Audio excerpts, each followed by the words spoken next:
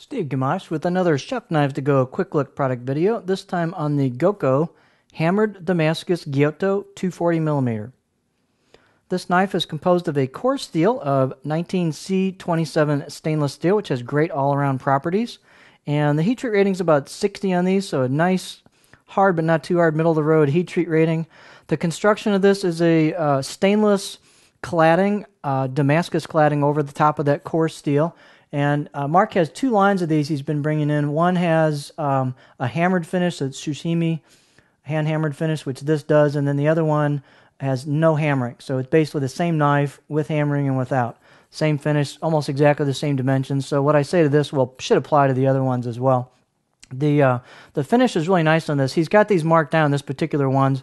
There's some longitudinal grind marks in these, but it's really hard to notice, and I think it actually looks pretty nice myself. I don't think it deters from the look at all. You can see the core steel right there as well. This has kind of a shiny, almost mirrored finish, so it's a nicely finished blade. The weight on this is 5.3 ounces, so it's a light knife, 150 grams. The blade length is 247, so it's a little bit oversized. It's a pretty long blade.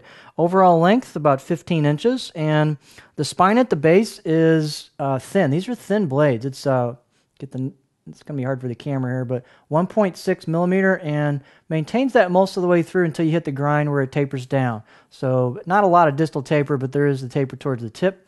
And the height on these is pretty generous at 51 millimeters at the heel. And the handle type's just a basic D-shaped magnolia wood buffalo horn ferrule, nothing fancy, but good fit and finish on it.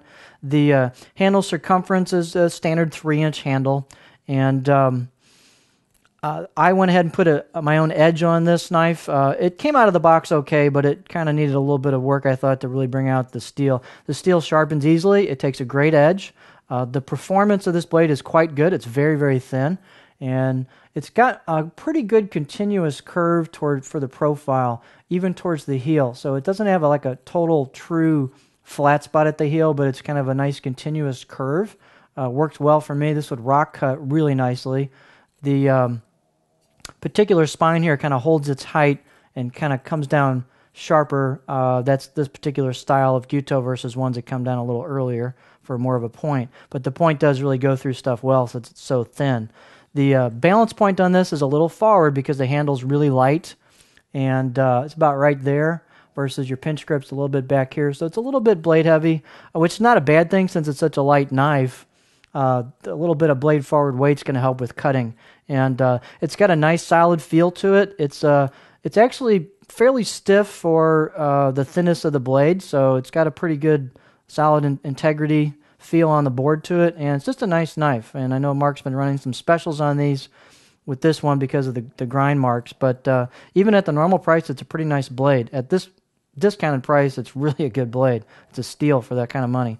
So yeah, don't hesitate to pick one of these up if this is the style of knife you might be interested in. It's all stainless and good performer, nicely convexed. I think I showed you that already, but it's quite thin, and it's got a nice kind of 50-50 convexing to it.